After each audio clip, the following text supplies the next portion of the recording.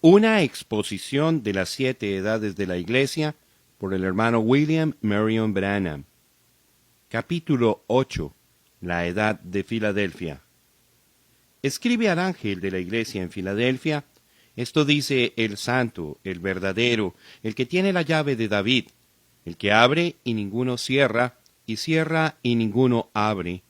Yo conozco tus obras, he aquí, he puesto delante de ti una puerta abierta, la cual nadie puede cerrar, porque aunque tienes poca fuerza, has guardado mi palabra y no has negado mi nombre. Y aquí, yo entrego de la sinagoga de Satanás a los que se dicen ser judíos y no lo son, sino que mienten. Y aquí, yo haré que vengan y se postren a tus pies y reconozcan que yo te he amado. Por cuanto has guardado la palabra de mi paciencia, yo también te guardaré de la hora de la prueba que ha de venir sobre el mundo entero, para probar a los que moran sobre la tierra. He aquí, yo vengo pronto, retén lo que tienes, para que ninguno tome tu corona. Al que venciere, yo lo haré columna en el templo de mi Dios, y nunca más saldrá de allí, y escribiré sobre él el nombre de mi Dios, y el nombre de la ciudad de mi Dios, la nueva Jerusalén, la cual desciende del cielo, de mi Dios, y mi nombre nuevo. El que tiene oído, oiga lo que el Espíritu dice a las iglesias. Apocalipsis capítulo 3, versículos 7 al 13. Filadelfia. La ciudad de Filadelfia estaba situada a unos 120 kilómetros al sudeste de Sardis. La provincia de Lidia fue la segunda ciudad en cuanto a tamaño y fue edificada sobre varios montes en una región que tenía grande fama por su excelente vino. Sus monedas llevaban la figura de Baco y también la semejanza de una bacante, sacerdotisa de Baco. Entre los habitantes había judíos, cristianos que originalmente eran judíos y también algunos convertidos del paganismo. La ciudad sufrió frecuentes terremotos, sin embargo, tuvo la más larga duración de todas las 7 ciudades de la Revelación. Por cierto, la ciudad todavía existe hoy día bajo el nombre turco de Alaseir, la ciudad de Dios. El braceaje de monedas sugiere que la deidad de la ciudad fue Baco. Ahora, este Baco es el mismo Ninus o Nimrod.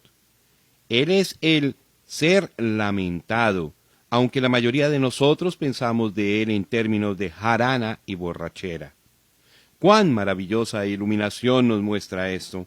Aquí está una moneda con el Dios por un lado y la sacerdotisa o profetisa por el otro. Ahora, tire aquella moneda al aire. ¿Importa de qué manera cae al suelo? No, señor, es la misma moneda. Esa es la religión romana de Jesús y María. Pero no estamos pensando solamente en Roma. No, no tenemos solamente a la gran ramera. Desde luego que no, porque ella, por sus fornicaciones, ha llegado a ser una madre. Sus hijas ahora son monedas del mismo braceaje. Por un lado de la moneda han redactado una adoración de Jesús y por el otro lado tienen a su sacerdotisa o profetisa y ella escribe sus credos y dogmas y aserciones y los vende al mundo como salvación, insistiendo que ella y solamente ella tienen la luz verdadera. Cuán significante es que esta edad es caracterizada por una moneda, porque la madre y todas las hijas están comprando su pasaje al cielo. Para ellos el precio que se paga es dinero en vez de la sangre. El poder que los hace prosperar es el dinero y no el espíritu. El Dios de este mundo, Mamón, les ha cegado los ojos.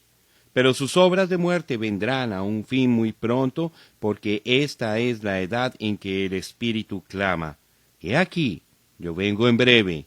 Amén. Sea así. Ven pronto, Señor Jesús. La edad. La edad de la iglesia de Filadelfia fue desde 1750 hasta aproximadamente 1906. Esta edad, por razón del significado del nombre de la ciudad, ha sido llamada la edad del amor fraternal, siendo que Filadelfia quiere decir amor de los hermanos. El mensajero. El mensajero de esta edad fue, sin duda alguna, Juan Wesley.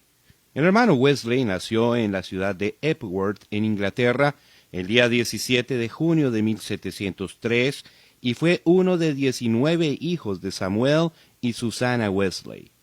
Su padre fue un capellán en la iglesia de Inglaterra, pero es mucho más probable que la mente de Juan tomó la vía religiosa por razón de la vida ejemplar que vivió su mamá, en vez de la teología de su padre.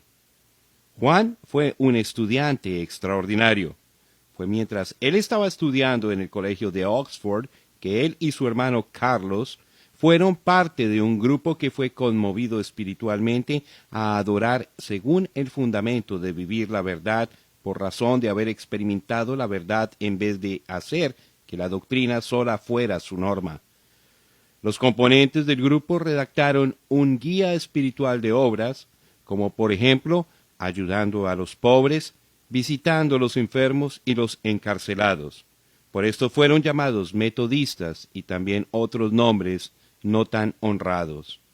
Ahora, Juan fue tan infundido por su visión de la necesidad de religión para las gentes del mundo que él viajó a América del Norte, el estado de Georgia, como un misionero entre los indios. Durante el viaje se dio cuenta que muchos de los pasajeros eran moravos y fue muy impactado con su mansedumbre, paz y valentía ante toda clase de circunstancia. A pesar de la abnegación de sí mismo y el arduo trabajo, sus labores en Georgia fueron un fracaso. Volvió a Inglaterra con la lamentación: yo fui a América para convertir a los indios, pero ¿quién me convertirá a mí? En Londres de nuevo se encontró con los moravos. Fue Pedro Butler quien le mostró el camino de la salvación. Él fue verdaderamente renacido, aunque le causó consternación y enojo a su hermano Carlos, quien no podía entender cómo podía ser posible que un hombre tan espiritual como Juan pudiera decir que no estaba previamente bien con Dios. Sin embargo, no fue largo el tiempo hasta que Carlos también fue salvo por la gracia de Dios. Wesley ahora empezó a predicar el Evangelio en los púlpitos de aquellas iglesias a las cuales antes tenía acceso, pero dentro de poco tiempo le fueron cerrados. Entonces fue cuando su amigo de muchos años, el hermano Jorge Whitfield, le ayudó y le animó mucho porque invitó a Juan a que viniera a ayudarle a predicar al aire libre, donde miles estaban escuchando la palabra. Al empezar, Wesley dudaba que debiera predicar al aire libre en vez de un edificio, pero cuando vio las multitudes y también la obra del Evangelio en el poder del Espíritu, él se rindió enteramente a esta forma de predicar. La obra creció a tal grado que él empezó a enviar numerosos laicos para predicar la palabra. Esto parecía ser un paralelo al día de Pentecostés, cuando el Espíritu levantó a hombres con poder para predicar y enseñar la palabra casi de un día para otro. Hubo enorme oposición a esta obra, pero Dios estaba con él. La obra del Espíritu fue manifestado grandemente y frecuentemente el espíritu de convicción tomaba posesión de las personas a tal grado que les quitaba toda su fuerza y caían al suelo lamentando con sufrimiento agudo su condición como pecador. Wesley fue un hombre de fuerza extraordinaria. Él dijo de sí mismo que no se acordaba de haber sentido flaqueza de espíritu ni siquiera por un cuarto de hora desde su nacimiento. Dormía cuando mucho 6 horas de cada 24. Se levantaba para empezar a predicar a las 5 de la madrugada casi todos los días de su ministerio. Predicaba hasta 4 veces en un solo día y así tenía un promedio de más de 800 sermones al año. Él viajaba miles y miles de kilómetros, como también hacían sus ayudantes, llevando el Evangelio a todo hombre. Por cierto, Wesley mismo viajaba como 6,000 kilómetros por año a caballo. Él fue un gran creyente en el poder de Dios y oraba por los enfermos con enorme fe y resultados maravillosos. La manifestación de dones espirituales estaba presente en muchas de sus reuniones. Wesley no estaba a favor de organización. Sus asociados sí tenían una sociedad unida, la cual era una compañía de hombres teniendo la forma y anhelando el poder de la piedad, unidos para orar juntos y para recibir la palabra de exhortación y para cuidar el uno al otro en amor, para poder ayudar el uno al otro a obrar su salvación. El único requisito de aquellos entrando era que tenían que ser de aquellos quienes tenían el deseo de huir de la ira y de ser salvos de sus pecados. Al pasar el tiempo, ellos redactaron una lista de reglamentos para ser usados en disciplina de sí mismos y para el bien de sus almas. Wesley reconoció que después de su partida sería posible que el movimiento fuera a organizarse y que el Espíritu de Dios lo dejaría y entonces sería solo una forma muerta. En una ocasión él dijo que no tenía temor de que el nombre metodista fuera a desconocerse en el mundo, pero más bien que el Espíritu de Dios llegara a tomar su vuelo. Durante su vida él pudo haber obtenido grandes riquezas, pero rechazó tales oportunidades. El dicho favorito de Wesley en cuanto al dinero era: obtén todo lo que puedas, ahorra todo lo que puedas y da todo lo que puedas. Qué cosa tan extraña sería si Wesley pudiera regresar hoy día para ver la denominación que lleva el nombre de metodista. Ellos son ricos, muy ricos, pero la vida y el poder de Juan Wesley están ausentes. También se debe mencionar que Wesley nunca deseó edificar una obra sobre una base denominacional o sectaria. Aunque él fue armenio en sus creencias, no quería separarse de otros hermanos solamente por razón de doctrinas distintas. Él fue un hombre quien manifestaba perfectamente las enseñanzas de Santiago, basada su vida eterna en fe y obras, o sea, el vivir la vida en vez de simplemente aceptar un credo o una declaración doctrinaria. Juan Wesley murió a la edad de 88, habiendo servido a Dios como muy pocos hombres se atreverían a pensar que le servirían. El saludo. Escribe al ángel de la iglesia en Filadelfia. Esto dice el santo, el verdadero, el que tiene la llave de David, el que abre y ninguno cierra, y cierra y ninguno abre. Apocalipsis capítulo 3, verso 7. Cuán hermosas son esas palabras, cuán majestuoso es aún el sonido de ellas. Cuán admirable es pensar que todos aquellos atributos se pueden aplicar a una sola persona.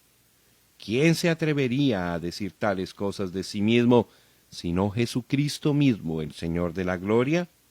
Yo creo que en el versículo 9 se halla la clave para correctamente interpretar exactamente lo que significa cada una de estas frases descriptivas. Y aquí, yo entrego de la sinagoga de Satanás a los que se dicen ser judíos y no lo son, sino que mienten. He aquí, yo haré que vengan y se postren a tus pies y reconozcan que yo te he amado. Apocalipsis capítulo 3, verso 9. Yo digo que este versículo es la clave porque trata con los judíos, quienes siempre se han dicho ser los hijos de Dios a la exclusión de todo el resto del mundo. Ellos crucificaron y mataron al Señor Jesucristo. Su hecho tan terrible trajo su propia sangre sobre sus propias cabezas por siglos, y todo eso porque rechazaron a Jesús como su Mesías, quien en verdad fue el Mesías. Para ellos él no era aquel que venía, ni tampoco el hijo de David, sino para ellos fue Belcebú o algún ser injusto digno solamente para destrucción. Pero no fue así. Él en verdad fue Emmanuel, Dios manifestado en carne. A la verdad es el Mesías. Seguramente él fue exactamente como ahora se muestra ser. Allí está, el mismo Jesús. Jesucristo es el mismo ayer y hoy y por los siglos. Aquel ser santo allí en medio de los candeleros es el mismo Jesús quien caminó por las riberas del mar de Galilea. quien sanó a los enfermos, levantó a los muertos, y a pesar de las pruebas tan indisputables, fue crucificado y muerto. Pero él resucitó y está sentado a la diestra de la majestad en las alturas. En aquel tiempo los judíos no le llamaban santo, no le llaman santo hoy, pero de todas maneras él es el ser santo. Porque no dejarás mi alma en el Seol, ni permitirás que tu santo vea corrupción. Salmo 16, verso 10. Ellos buscaron su justicia según la ley y fracasaron miserablemente, porque por la ley ninguna carne será justificada. Gálatas 2:16. Por la ley ningún hombre puede ser santificado. Santidad es del Señor.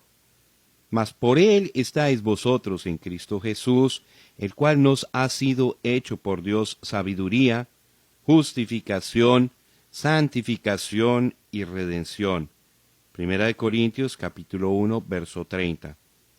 Al que no conoció pecado, por nosotros lo hizo pecado, para que nosotros fuésemos hechos justicia de Dios en él. Segunda de Corintios capítulo 5, versículo 21. Era Cristo o perecer, y ellos perecieron porque lo rechazaron. Y los hombres de aquella edad, así como los de hoy, estaban cometiendo el mismo error. Así como los judíos estaban tomando refugio en la forma de adoración de la sinagoga, también estaban tomando refugio en la iglesia en la edad de Filadelfia. No es uniéndose uno a la iglesia lo que cuenta. La vida no está en la iglesia. La vida está en Cristo. Y este es el testimonio, que Dios nos ha dado vida eterna, y esta vida está en su Hijo. El que tiene al Hijo, tiene la vida. El que no tiene al Hijo de Dios, no tiene la vida. Primera de Juan, capítulo 5, versículos 11 y 12. El hombre es hecho santo por medio del Espíritu. Es el Espíritu de santidad que resucitó a Jesús de entre los muertos y que también mora en nosotros y nos santifica con su santidad. Allí está Él, el ser santo, y nosotros estaremos con Él, vestidos con su justicia y santificados con su santidad. Ahora, esta es la sexta edad. En los ojos de Dios, el tiempo está por terminar. Muy pronto Él estará regresando a la tierra. Dentro de poco tiempo se oirá el clamor que acompaña su venida. El que es injusto, sea injusto todavía, y el que es inmundo, sea inmundo todavía, y el que es justo, practique la justicia todavía, y el que es santo, santifíquese todavía. Apocalipsis capítulo 22, versículo 11. Cuán gozoso estoy en que mi santidad no es de mí mismo. Estoy contento porque estoy en Cristo, con todos sus maravillosos atributos de justicia imputados y aún concedidos sobre mí. Alabado sea Dios para siempre. Esto dice el verdadero. Esta palabra verdadero es una palabra muy maravillosa. No quiere decir verdadero solamente en el sentido de ser opuesto a lo falso, sino que expresa la realización perfecta de una idea en contraste a la realización parcial de dicha idea. Por ejemplo, recordamos que Jesús les dijo, de cierto os digo, no os dio Moisés el pan del cielo, mas mi Padre os da el verdadero pan del cielo. San Juan 6, versículo 32. Yo soy la vid verdadera y mi Padre es el labrador. San Juan capítulo 15, versículo 1. Porque no entró Cristo en el santuario hecho de mano, figura del verdadero, sino en el cielo mismo para presentarse ahora por nosotros ante Dios. Hebreos capítulo 9, versículo 24.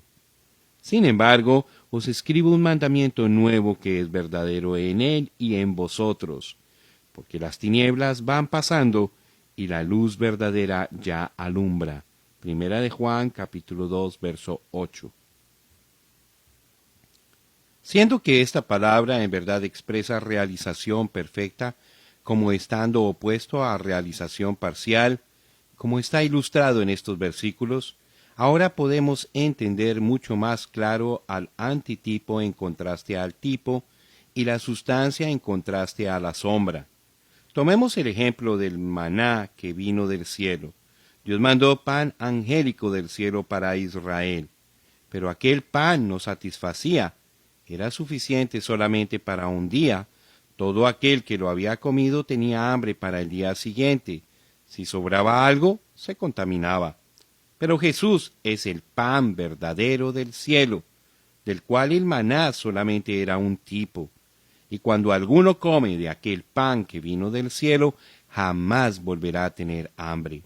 No hay necesidad de comer de nuevo. En el mismo instante cuando él participó del pan, entonces tenía vida eterna. Ciertamente aquí estaba la realidad. Ya no había necesidad de la sombra, ya no había necesidad de una salvación parcial. Aquí estaba el asunto entero. De igual manera, Jesús no es una parte de Dios, Él es Dios. Nadie puede negar que Israel tuvo luz. Fue la única gente que tuvo luz como una nación. Fue como cuando Egipto estaba tan oscuro que uno lo podía sentir, pero había luz en los hogares de los israelitas. Pero ahora ha llegado la luz verdadera. La luz del mundo es Jesús. Moisés y los profetas trajeron la luz por medio de la Escritura en relación al Mesías. Por eso fue que Israel tuvo luz. Pero ahora ha venido el cumplimiento de la luz, y lo que antes era solamente la palabra ardiendo, ahora ha brotado en la brillantez de Dios manifestado entre su pueblo. Así como la columna de fuego dio luz por la noche, y eso por cierto fue maravilloso, ahora la luz y vida fueron manifestadas en la plenitud corporal de la deidad. En los días antiguos, Israel traía una vaca bermeja y la sacrificaban sobre el altar para el perdón de los pecados. Números 19, verso 2. Los pecados del culpable fueron cubiertos por un año, pero aquel cubierto no podía quitar el deseo del pecado. No era una ofrenda perfecta, fue solamente una sombra hasta que viniera el verdadero. Cada año el hombre sacrificaba y cada año volvía porque todavía tenía el mismo deseo de pecar. La vida del animal expiaba por sus pecados, pero siendo sangre de animal que había sido derramada y vida de animal que había sido dada, esta vida no podía volver a venir sobre el hombre. Y si hubiese vuelto, de todos modos no hubiera sido provechoso. Pero cuando fue presentado el sustituto perfecto, Cristo, y su sangre fue derramada, y entonces la vida que estaba en Cristo volvía sobre el pecador arrepentido, y la vida siendo la vida perfecta de Cristo, sin pecado y justa, entonces el culpable podía salir libre porque ya no tenía el deseo de pecar. La vida de Jesús había vuelto sobre él. Eso quiere esta Escritura, porque la ley del Espíritu de vida en Cristo Jesús me ha librado de la ley del pecado y de la muerte. Romanos capítulo 8, verso 2. Pero los judíos en los días de Jesús no quisieron aceptar aquel sacrificio. La sangre de los toros y de los machos cabríos no perfeccionó nada. Hebreos capítulo 10, verso 4. En un tiempo fue el método ordenado por Dios, pero ahora Cristo, habiendo venido en la carne, y por el derramamiento de su propia sangre ha aniquilado el pecado, y por medio del sacrificio de sí mismo nos ha hecho perfectos. Los judíos no quisieron aceptar eso, pero ¿qué de la edad de Filadelfia y también qué de las otras edades? ¿En verdad aceptaron esta realidad en Cristo? No, Señor. Aunque Lutero trajo la verdad de justificación, la Iglesia romana y también su contraparte, la Iglesia ortodoxa, todavía se confiaban en las obras. Las obras son maravillosas, pero no le salvan. Las obras no perfeccionan. El criterio es Cristo o perecer. Y no es aún Cristo y las obras, es Cristo solo. Con esta edad empezaron los años del arminianismo, aquellos que no creen en Cristo como la realidad. esta secta no canta el himno solo de Jesús la sangre, sino que cantan la sangre de Jesús más mi propia conducta. Ahora, yo creo firmemente en la buena conducta. Si una persona es salva, se conducirá justamente.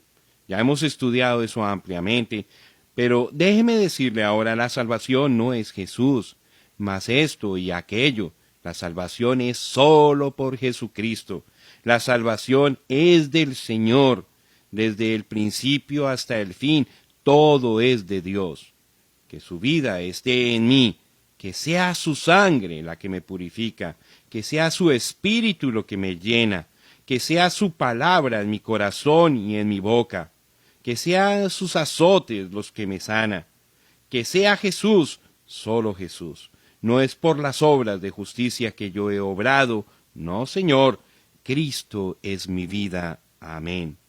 Siento que podría seguir y seguir hablando de estas verdades, pero les daré un pensamiento más y tiene que ver con el hermoso himno escrito por A.B. Simpson.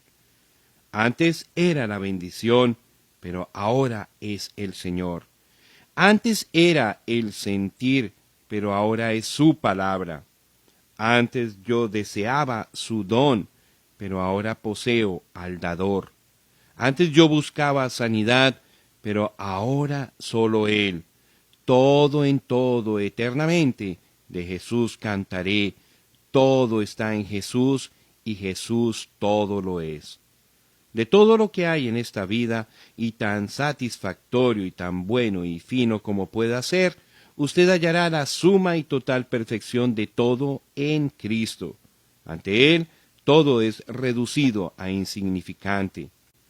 El que tiene la llave de David.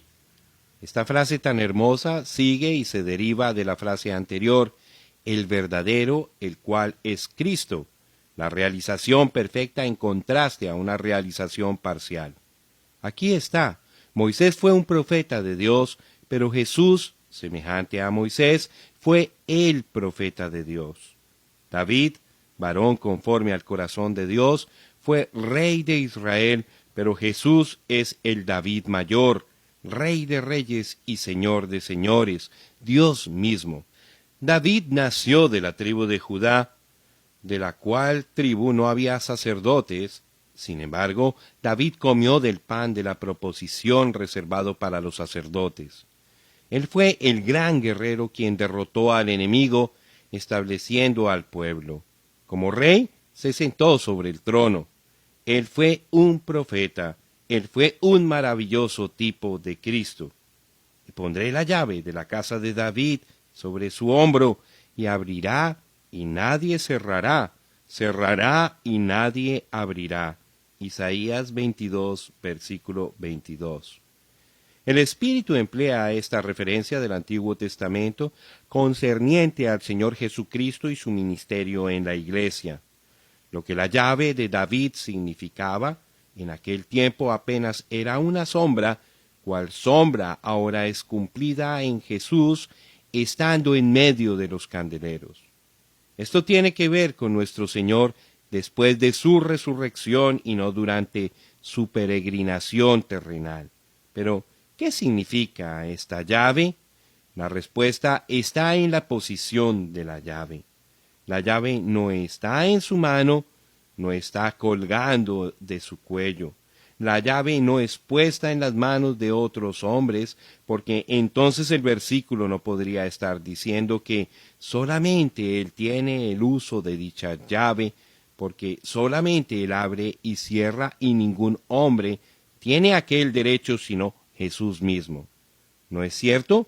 Pero ¿dónde está la llave? Está sobre su hombro. Ahora, ¿qué tiene que ver el hombro con esto? Porque un niño nos es nacido, hijo nos es dado, y el principado sobre su hombro, y se llamará su nombre admirable, consejero, Dios fuerte, Padre eterno, príncipe de paz. Isaías capítulo 9, versículo 6. Pero, ¿qué quiere decir esto? Pues la frase principado sobre su hombro viene de la ceremonia matrimonial de los países orientales. Cuando la novia ha sido entregada al novio, ella se quita el velo y lo coloca sobre los hombros del novio, y con esto ella significa que no solamente está bajo su dominio, que ella efectivamente ha entregado todos sus derechos a su esposo, y que él en verdad es la cabeza, pero también que él lleva la responsabilidad y el cuidado, y que él y solamente él, nadie más, ningún otro hombre, ningún otro poder tiene ningún derecho ni responsabilidad. Eso, oh amados, es la llave de David. Dios, siendo soberano, preconoció por decreto divino exactamente quién sería parte de su novia. Él la escogió a ella no lo escogió a él. Él la llamó, ella no vino de su propia voluntad. Él murió por ella, él la lavó en su propia sangre. Él pagó el precio. Ella le pertenece a él y solamente a él. Ella está completamente confiada en él y él acepta la obligación. Él es su cabeza porque Cristo es la cabeza de su iglesia. Así como Sara llamó a Abraham Señor, así también la novia se goza en que él es su Señor. Él habla y ella obedece porque ese es su deleite. Pero ¿han considerado los hombres esta verdad? ¿Han estimado su persona, quien solo tiene la completa autoridad soberana sobre su iglesia?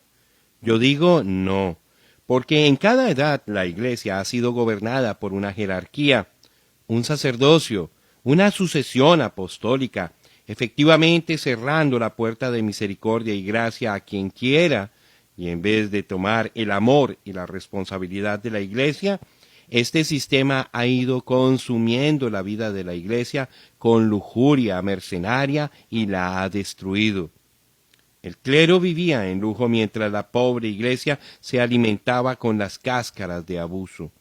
Y ninguna edad fue diferente. Cada uno se ligó con organización y puso el gobierno sobre hombres y cometió la iglesia a este gobierno. Y cuando el pueblo se atrevía a levantarse en contra del sistema, fue brutalmente impedido o echado para afuera. Toda denominación tiene el mismo espíritu. Cada denominación jura que ella tiene la llave del gobierno de la iglesia. Cada denominación clama que ella abre la puerta, pero esa no es verdad. Es Jesús y solamente Jesús. Él coloca a los miembros en el cuerpo. Él los dota con sus ministerios. Él pone los dones a su disposición. Él la cuida y la guía. Ella es propiedad única de Él y Él no tiene a nadie más que ella. ¿Qué cosa más lejos de realidad es esta edad de la iglesia en que estamos viviendo hoy?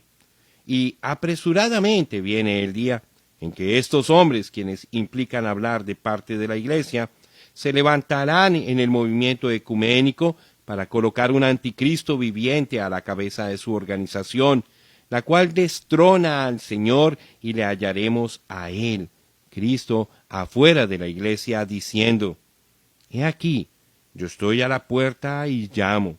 Si alguno oye mi voz y abre la puerta, entraré a él y cenaré con él y él conmigo. Apocalipsis capítulo 3, verso 20. Pero permítame decir esto. Nuestro Señor no ha sido derrotado. Los hombres claman que ellos abren y cierran la puerta que conduce a Dios, pero ellos mienten. Todo lo que el Padre me da vendrá a mí, y al que a mí viene no le echo fuera. Porque he descendido del cielo no para hacer mi voluntad, sino la voluntad del que me envió. Y esta es la voluntad del Padre, el que me envió, que de todo lo que me diere no pierda yo nada, sino que lo resucite en el día postrero. San Juan capítulo 6, versículos 37 al 39. Y cuando entrare aquel último miembro elegido del cuerpo de Cristo, entonces aparecerá nuestro Señor. La llave de David. ¿No fue David el rey sobre todo Israel? ¿Y no es Jesús el hijo de David, según el hecho, que él estará sentado sobre el trono de David durante el milenio y reinará y regirá sobre su herencia? Seguramente. Entonces la llave de David significa que es Jesús quien dará comienzo al milenio. Aquel que tiene las llaves de la muerte y del infierno levantará a los suyos para que puedan compartir de su reino de justicia sobre la tierra.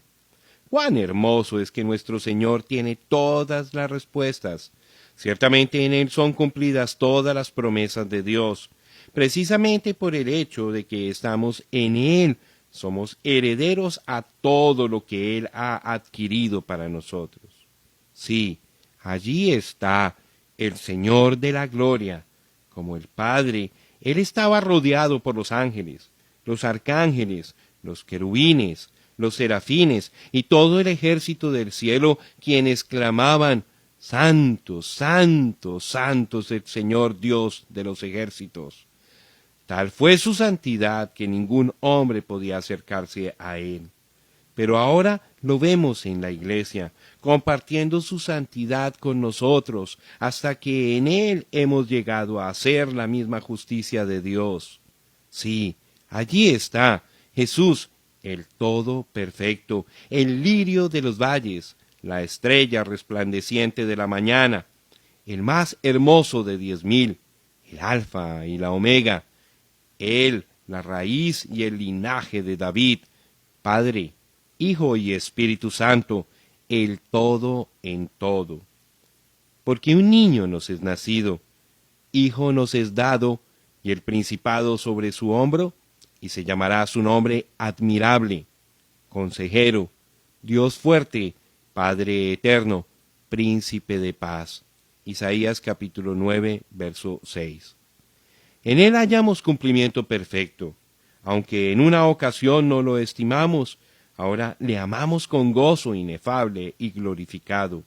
Él está en medio de la iglesia y nosotros cantaremos sus alabanzas, porque Él, el conquistador fuerte, es la cabeza sobre la iglesia, la cual es su novia.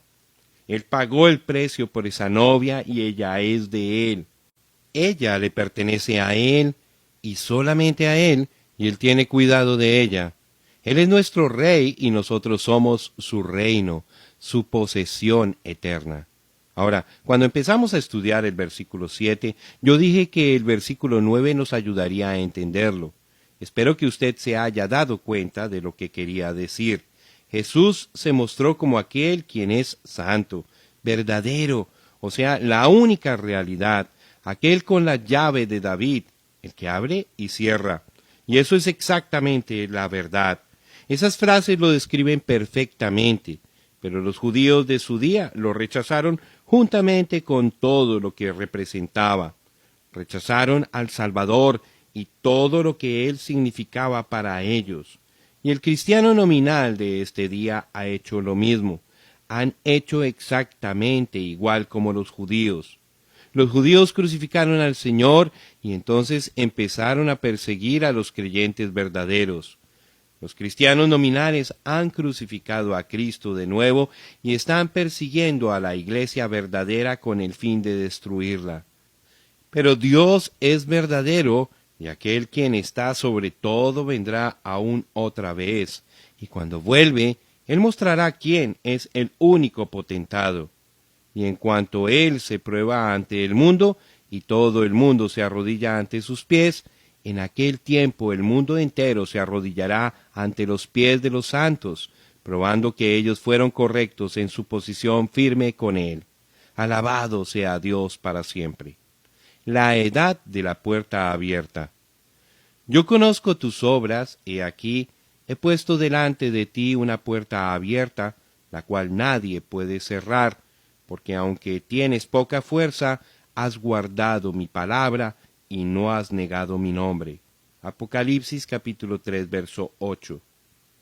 La primera frase de este versículo, yo conozco tus obras, es analizada en el complemento del versículo porque sus obras tenían que ver con la puerta abierta, la poca potencia y la palabra y el nombre. Con el fin de entender la riqueza del significado envuelto en «He aquí, he puesto delante de ti una puerta abierta», la cual nadie puede cerrar, nos es necesario recordar lo que ha sido dicho de que cada edad se extiende sobre la próxima edad. Hay una extensión, una fundición, un aparecimiento gradual en vez de un fin definitivo y un principio claro. Esta edad en particular se extiende sobre la edad que sigue. Y no solamente se extiende esta edad sobre la última edad, pero la última edad es, en muchos sentidos, simplemente una extensión de la sexta edad. La séptima edad, una edad muy corta, se junta en sí misma para una obra rápida y corta, toda la maldad de todas las edades y a la vez toda la realidad de Pentecostés. Ya una vez que la edad de Filadelfia casi ha recorrido su curso, la edad de la Odisea empieza rápidamente trayendo la cizaña y el trigo a la cosecha.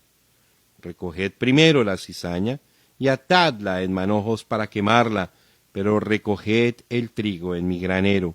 Mateo 13, verso 30.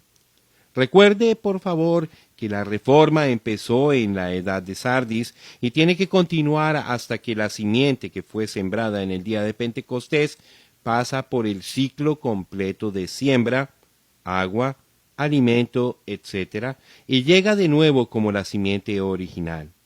Mientras esto ocurre, la cizaña que fue sembrada también tendrá que pasar por su ciclo y ser cosechada. Eso es exactamente lo que estamos viendo suceder. Si usted puede pensar en las temporadas del año, puede entonces ver esto claramente. La planta que usted ve creciendo formidablemente en el verano, de repente parece que va a producir la semilla. Uno no puede ver exactamente cuándo el verano se cambió a otoño, apareció gradualmente. Así son las edades y especialmente estas dos últimas. Es a esta edad que Jesús dice en el versículo 11, yo vengo pronto. Eso significa que la última edad es una edad muy corta. La Odisea es la edad de la obra rápida. La obra es acortada. Ahora nos fijaremos directamente en la puerta abierta, la cual ningún hombre puede cerrar. En primer lugar, quiero que nos fijemos en la puerta abierta como significando la tremenda obra misionera de aquella edad. Pablo llamó un nuevo esfuerzo misionero para el Señor una puerta abierta. Cuando llegué a Troas para predicar el Evangelio de Cristo, aunque se me abrió puerta en el Señor. Segunda de Corintios capítulo 2, verso 12. Comparando escritura con escritura, podemos ver que esta puerta abierta significaba la más extensa propagación del Evangelio que el mundo jamás ha conocido. Quiero que usted se fije aquí en un detalle. Dios obra en series de 3, ¿verdad? Fue en la edad de Pérgamo, la tercera edad, cuando la iglesia se juntó con el Estado.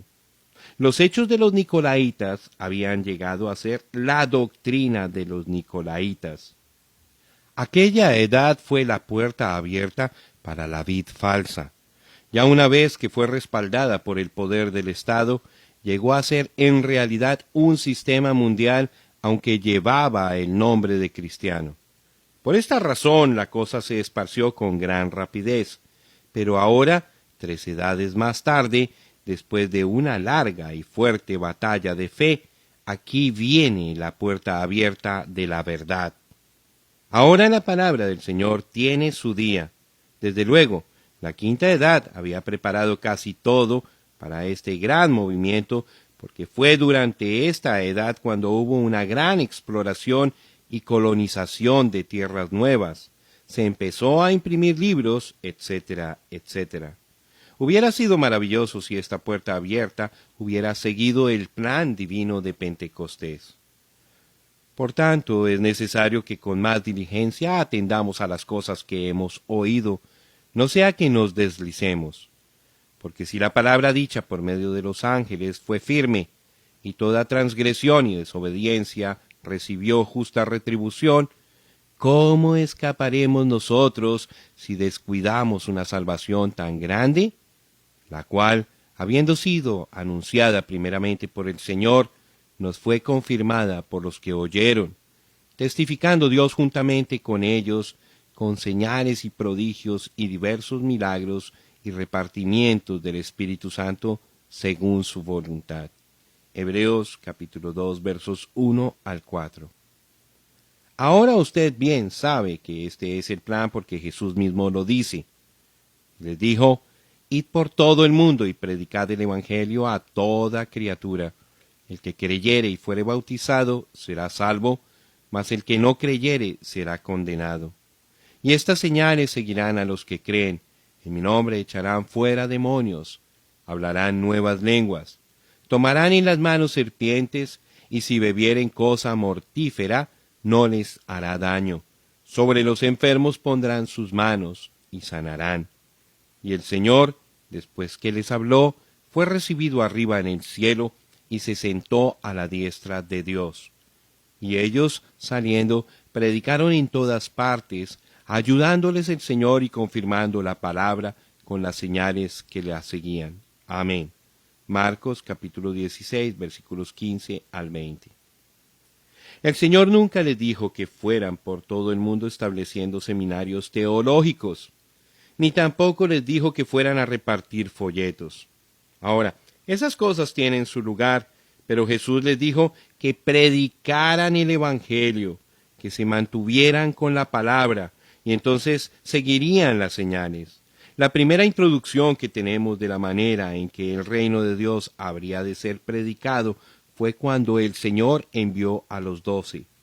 Él los comisionó y los instruyó de esta manera. Entonces, llamando a sus 12 discípulos, les dio autoridad sobre los espíritus inmundos para que los echasen fuera y para sanar toda enfermedad y toda dolencia. Los nombres de los 12 apóstoles son estos.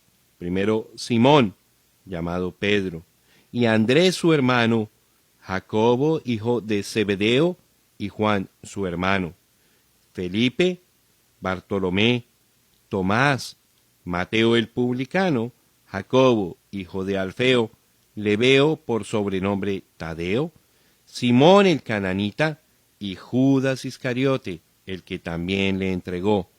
A estos 12 envió Jesús y les dio instrucciones diciendo: por camino de gentiles no vayáis, y en ciudad de samaritanos no entréis, sino id antes a las ovejas perdidas de la casa de Israel. Y yendo, predicad diciendo: el reino de los cielos se ha acercado. Sanad enfermos, limpiad leprosos, resucitad muertos, echad fuera demonios. De gracia recibisteis, dad de gracia. Mateo capítulo 10, versículos 1 al 8. Este ministerio que Jesús les dio, en realidad fue un compartimiento de su propio ministerio, porque Mateo dice: recorría Jesús todas las ciudades y aldeas, enseñando en las sinagogas de ellos y predicando el evangelio del reino y sanando toda enfermedad y toda dolencia en el pueblo. Y al ver las multitudes, tuvo compasión de ellas, porque estaban desamparadas y dispersas como ovejas que no tienen pastor. Entonces dijo a sus discípulos: a la verdad la mies es mucha, mas los obreros pocos. Rogad pues al Señor de las mies que envíe obreros a sus mies. Mateo capítulo 9, versículos 35 al 38.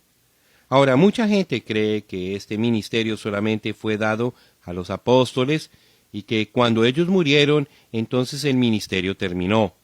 Esa no es la verdad. Aquí en Lucas hallamos que en los días de su morada terrenal, él ya había comenzado a dar ministerios de poder a los suyos. Después de estas cosas, designó el Señor también a otros 70, a quienes envió de 2 en 2 delante de él a toda ciudad y lugar a donde él había de ir. Y les decía: la mies a la verdad es mucha, mas los obreros pocos. Por tanto, rogad al Señor de la mies que envíe obreros a sus mies. Id, he aquí yo os envío como corderos en medio de lobos. No llevéis bolsa, ni alforja, ni calzado, y a nadie saludéis por el camino. En cualquier casa donde entréis, primeramente decid: paz sea a esta casa. Y si hubiere allí algún hijo de paz, vuestra paz reposará sobre él, y si no, se volverá a vosotros.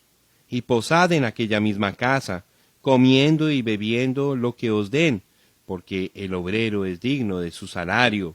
No os paséis de casa en casa. En cualquier ciudad donde entréis y os reciban, comed lo que os pongan delante, y sanad a los enfermos que en ella haya, y decidles, se ha acercado a vosotros el reino de Dios. Lucas capítulo 10 versículos 1 al 9. ¿Quién se atrevería a negar el poderoso ministerio de Felipe? ¿Quién se atrevería a negar los poderosos ministerios de Ireneo, Martín, Colombo, Patricio y miles de otros quienes han tenido la unción de Dios en sus vidas? Sí, la vía de la Biblia es la vía verdadera de la puerta abierta. Y yo quiero agregar mi propio testimonio a esto. La razón por esto es que solamente puedo hablar con certeza concerniente a lo que Dios ha hecho en mi propia vida. Si usted me dispensa este relato personal, yo le contaré cómo es que sé con certeza que Jesús es el mismo ayer, hoy y por los siglos, y que el poder de Dios todavía está al alcance de todo aquel que creyere y recibiere. Durante mi viaje misionero a Sudáfrica, Dios bendijo de tal manera que cuando llegué a Durban, el único lugar que podía acomodar a la gente era la enorme pista de carreras de caballos, la cual es la segunda en tamaño en todo el mundo. La multitud numeraba mucha más de 100,000. Para preservar el orden y la ley, tuvieron que edificar cercas para separar a las diversas tribus. Hubo centenares de policías para mantener la paz entre la gente. Aquellas almas tan hambrientas habían venido desde muchos kilómetros. Una reina de Rodesia había venido con un tren de 27 carros llenos de su propia gente. Estas gentes habían venido a través de los llanos y los montes y valles, cargando sobre sus espaldas a algún ser querido quien necesitaba ayuda. El país entero había sido sacudido por las poderosas obras que habían sido manifestadas por el Espíritu Santo. Un cierto día, cuando empecé a ministrar, vino a la plataforma uno de los miles de mahometanos que estaban presentes. Mientras esta dama estaba allí enfrente de mí, un misionero quien obraba con esta gente empezó a orar. «Oh, salva esta alma, salva esta alma». Él había obrado entre los mahometanos por muchísimos años y según su propio testimonio solamente había visto a un solo mahometano recibir al Señor Jesucristo como su Salvador. Ellos fueron originalmente los medos persas cuyas leyes no cambian. Es una gente muy difícil para ganar para el Señor. Parece que entre ellos tienen una ley. Una vez un mahometano, siempre un mahometano.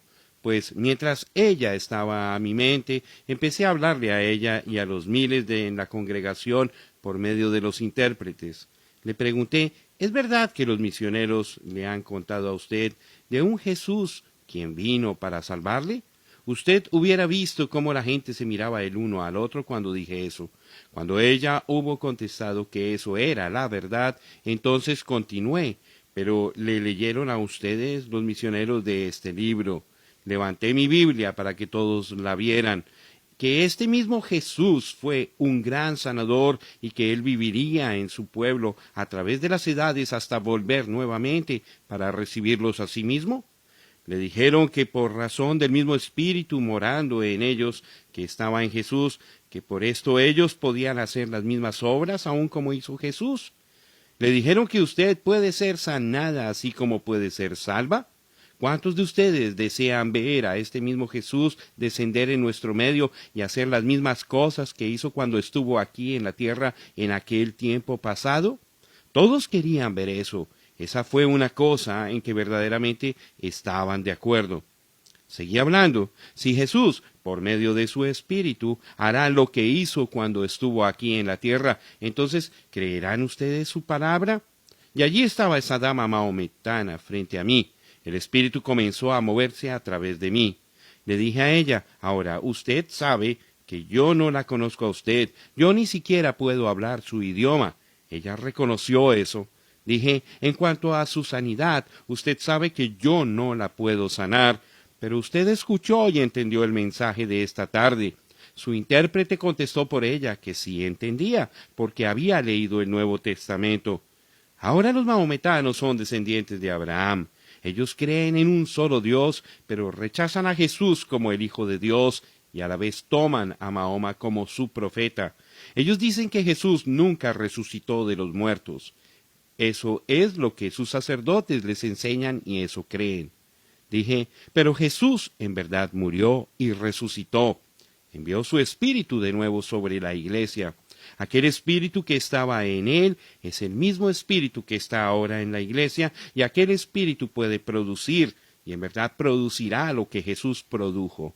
Él dijo, de cierto os digo, no puede el Hijo hacer nada por sí mismo, sino lo que ve hacer al Padre, porque todo lo que el Padre hace también lo hace el Hijo igualmente. San Juan capítulo 5, versículo 19. Ahora, si Jesús viene y me revela a mí cuál es su problema o su razón de estar aquí, si Él me puede mostrar su pasado, seguramente usted puede creer para el futuro. Ella dijo a través del intérprete, sí, yo creeré. Dije, está bien, a ver qué hace él. Todos aquellos mahometanos estaban mirando intensamente, todos estaban muy atentos para ver lo que sucedería. Entonces habló el Espíritu Santo. Su esposo es un hombre bajito, gordo y tiene bigotes negros. Usted tiene 2 hijos. Usted fue a ver al médico hace como 3 días y él la examinó y usted tiene un quiste sobre el vientre. Ella inclinó su cabeza y dijo, eso es la verdad. Le pregunté, ¿por qué viene usted a mí, yo siendo un cristiano? ¿Por qué no fue a su profeta mahometano? Dijo, yo creo que usted me puede ayudar. Le dije, yo no la puedo ayudar, pero si usted acepta a Jesucristo como su Salvador, Él, quien está aquí ahora y conoce su vida entera, Él la ayudará. Ella dijo, yo acepto a Jesús como mi Salvador. Eso fue suficiente. Ella fue sanada y como 10,000 mahometanos vinieron a Cristo aquel día porque el Evangelio fue predicado tanto en palabra como en poder. Dios nunca le dijo al hombre que obrara por 30 años sin cegar nada. Él nos dio la puerta abierta de la palabra y el poder, y eso es lo que debemos usar. Eso es lo que le concedió a Pablo su ministerio tan grande y eficaz. Y ni mi palabra ni mi predicación fue con palabras persuasivas de humana sabiduría, sino con demostración del Espíritu y de poder. Primera de Corintios capítulo 2 versículo 4. Escúcheme bien. Durante este mismo viaje yo estaba a punto de abordar un avión en New Salisbury, Rhodesia, cuando vi un grupo de 4 personas con pasaportes americanos. Me acerqué para saludarlos y dije, buenos días, noté que cargan pasaportes americanos. ¿Viajan para alguna parte? El joven contestó, no, nosotros somos misioneros aquí en este país. Muy bien, respondí, ¿andan solos o trabajan con alguna organización? Él dijo, somos metodistas, vinimos de Wilmore, Kentucky, Estados Unidos, de América. Respondí, pues eso es muy cerca de donde vengo yo. ¿Por casualidad usted no sería el hermano Branham quien viene de por allá? Dije, sí, yo soy. Con eso se calló y no le podía hacer que dijera más nada. Y él y las 3 señoritas se quedaron mirándose el uno al otro. Entonces dije, espérense un momentito, quiero decirles algo acerca de unos fundamentos, siendo que todos somos cristianos y estamos aquí con una gran responsabilidad. Ahora, ustedes 4 me han dicho que han estado aquí 2 años completos. Pueden decir en el nombre de Jesús que hay una sola alma que saben que han ganado al Señor. No podían hacerlo. Ahora, señoritas, no quiero dañarles el ánimo, dije, pero todas ustedes debieran estar en sus casas ayudando a sus madres a lavar los platos. Ustedes no tienen ningún negocio en el campo misionero sin estar llenas del Espíritu Santo y predicando el Evangelio verdadero en la demostración y el poder del Espíritu Santo. Si no están viendo los resultados que Jesús dijo que verían, entonces no están predicando el Evangelio verdadero. Déjeme seguir un paso más adelante para mostrarle cómo puede ser las cosas en el campo misionero. Yo no digo que el campo misionero es completamente así, pero temo que en gran parte es así. En este mismo viaje, el alcalde de Durban me estaba paseando alrededor de la ciudad, cuando vimos un nativo que tenía un distintivo alrededor de su cuello y cargaba un ídolo. Le pregunté a mi amigo acerca de ese distintivo y me dijo que cuando un nativo se identificaba como cristiano, le ponían ese distintivo. Eso me sorprendió mucho porque aquí estaba un hombre que se decía ser cristiano y cargaba un ídolo, y le pregunté a mi amigo por qué era esto así. Él dijo, yo puedo hablar su idioma, vamos a preguntarle. Entonces nos acercamos y el alcalde me sirvió de intérprete. Le pregunté al nativo si era cristiano. Él contestó afirmativamente que lo era. Entonces le pregunté, ¿por qué cargas un ídolo si eres cristiano? Él respondió que era un ídolo que su padre había cargado y se lo había dejado. Cuando le dije que ningún cristiano debía cargar ídolos, me respondió que ese ídolo había sido de gran beneficio para su padre. Nos contó un cierto día, un león perseguía a su padre en la selva, y su padre se paró, hizo fuego y habló al ídolo como el hechicero o médico brujo le había enseñado. Al ver eso, el león huyó. Yo le dije que el fuego fue lo que hizo huir al león, porque todo animal salvaje se espanta con el fuego.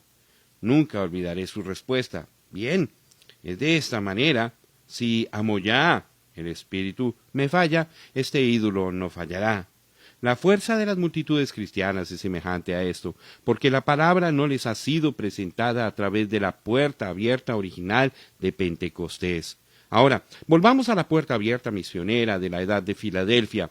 Esta edad no tuvo la puerta abierta de poder que debiera haber tenido. Note usted que en este mismo versículo donde habla de la puerta abierta, también dice, porque tienes poca fuerza. Eso es correcto. El poder del Espíritu estaba ausente en aquella edad. La palabra fue bien predicada y fue suficiente para dar el conocimiento de la salvación a las almas, pero el gran poder de Dios que mostró sus maravillosas obras y el brazo fuerte del Señor a favor de los suyos no se encontraba sino solamente en los grupos esparcidos. Sin embargo, gloria a Dios, el poder estaba creciendo y había aumentado sobre lo que hubo en la Reforma. Fue en esta edad cuando salió el hombre que muchas veces llamamos el padre de misiones.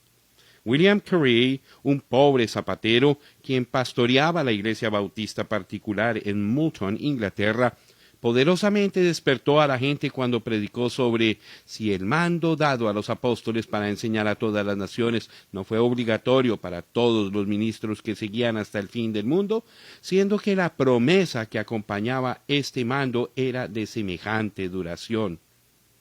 Él fue combatido por los calvinistas, quienes habían ido al extremo de la doctrina de elección, creyendo que todos los que habrían de ser salvos serán salvos y la obra misionera sería en contra de la obra del Espíritu. Pero el señor Carey fue ayudado por Andrés Fuller con su predicación y su modo de conseguir ayuda económica. Tal fue su eficacia que en 1792 una sociedad fue formada para esparcir el Evangelio por todo el mundo. Esta sociedad envió a Carey, quien fue singularmente bendecido por Dios en la salvación de muchos indígenas en la India. En 1795, un cristianismo animado formó la Sociedad Misionera de Londres, la cual, como sabemos, levantó millones de libras, la moneda nacional de Inglaterra, editor, y envió miles de misioneros a través de los años para llevar a cabo los deseos del Señor. El Espíritu de Dios se estaba moviendo, y el clamor de los corazones de aquellos creyentes tan sólidos bien podría haber sido ovejas adicionales, Señor. He puesto delante de ti una puerta abierta. Quiero revisar estas palabras una vez más. Esta vez, aunque no voy a desunir estas palabras de misiones, voy a presentar un pensamiento que corre profundamente hasta la última edad. Como ya he dicho, esta edad se extendió sobre la última edad. Fue en esta edad que Jesús dijo, yo vengo pronto, versículo 11. Y hablando de la última edad, dijo, porque el Señor ejecutará su sentencia sobre la tierra en justicia y con prontitud. Romanos capítulo 9, versículo 28. Note el orden del versículo 8 en Apocalipsis 3. Puerta abierta, poca fuerza, palabra, nombre. Esta puerta abierta tiene que ver con las otras tres cosas. Ahora, ¿qué significa la puerta? Volvió pues Jesús a decirles, de cierto os digo, yo soy la puerta de las ovejas. San Juan capítulo 10, versículo 7. Eso es correcto. Yo soy, en verdad, es la puerta de las ovejas. Ahora, esta no es solamente una expresión cualquiera. En verdad, así es. Note en San Juan capítulo 10, donde Jesús relata esta parábola, se dice de sí mismo que Él es el pastor. Entonces se dice ser la puerta. Eso es el pastor para las ovejas. Él en verdad es su puerta. Cuando yo estuve en el oriente, vi que cuando llegaba la noche, el pastor juntaba todas las ovejas a sí mismo. Las ponía en el redil y al entrar las contaba. Cuando estaba seguro que todos estaban adentro, entonces se acostaba en la puerta abierta del redil y literalmente era la puerta del redil. Nadie ni nada podía entrar o salir sin pasar por él. Él era la puerta. Al día siguiente un amigo me llevaba de paseo en su jeep y noté que un pastor estaba llevando su manada por la ciudad. Todo el tránsito se paraba para dejar pasar las ovejas. Las ciudades en el oriente no son como las de aquí.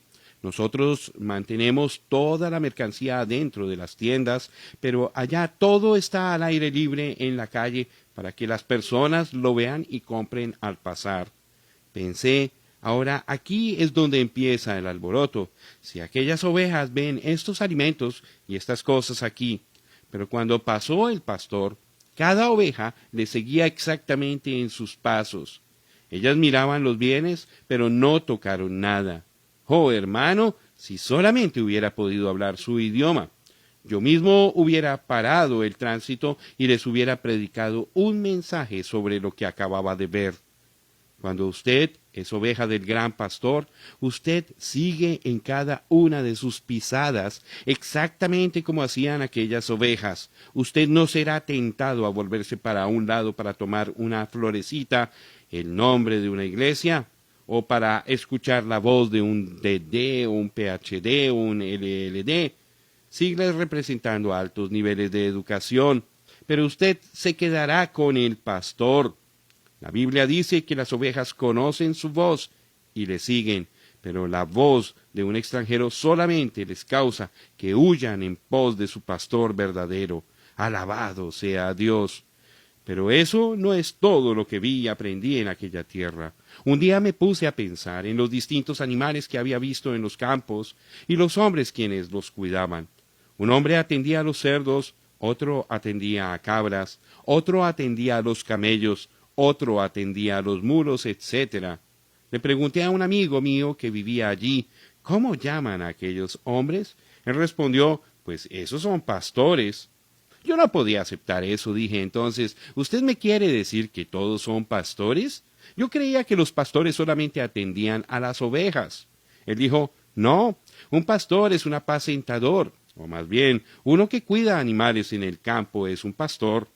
Pues eso en verdad me sorprendió, pero noté una diferencia entre los hombres que cuidaban las ovejas y los que cuidaban los demás animales. Cuando llegaba la noche, todos menos los que atendían las ovejas dejaban sus animales en el campo y se iban a sus casas. El pastor llevaba las ovejas al redil y entonces se acostaba, siendo la puerta de las ovejas. ¡Oh, alabado sea el Señor! Nuestro pastor nunca nos deja ni nos abandona. Cuando llega la noche, yo quiero estar en su redil, yo quiero estar bajo su cuidado. Ahora pues, podemos ver que Jesús es la puerta. Él es la puerta de las ovejas. Y note usted que ahora habla de que la puerta se abre. ¿Qué es eso sino una revelación de Él? Y aquella revelación está mostrándose para darnos fuerza, para iluminar la palabra y glorificar su nombre. Fue durante las dos últimas edades que brotó ante nuestra vista la revelación de la deidad de Jesucristo. Desde luego, nosotros sabíamos que era Dios. ¿De qué otra manera podría Él ser nuestro Salvador, pero para saber que Él era únicamente Dios, o solamente Dios, que Él era el Alfa y la Omega, que este Jesús fue Señor y Cristo, mostrando que era el Señor Jesucristo, el Padre, el Hijo y el Espíritu Santo, todos una sola persona. Eso había sido perdido desde los primeros años de la Iglesia, pero ahora lo estamos viendo de nuevo. La revelación de quién era Él había vuelto. Por cierto, la deidad no es un Dios de tres personas con una sola personalidad, porque se requiere una personalidad para ser una persona. Si hay una sola personalidad, entonces hay una sola persona. Pero todos aquellos que creen en tres personas tienen una deidad de tres dioses y son culpables del quebrantamiento del primer mandamiento. Pero ha vuelto la revelación de la deidad. Ahora puede la iglesia verdadera crecer de nuevo con fuerza. Después de todo este tiempo, ella por fin conoce quién es su Señor.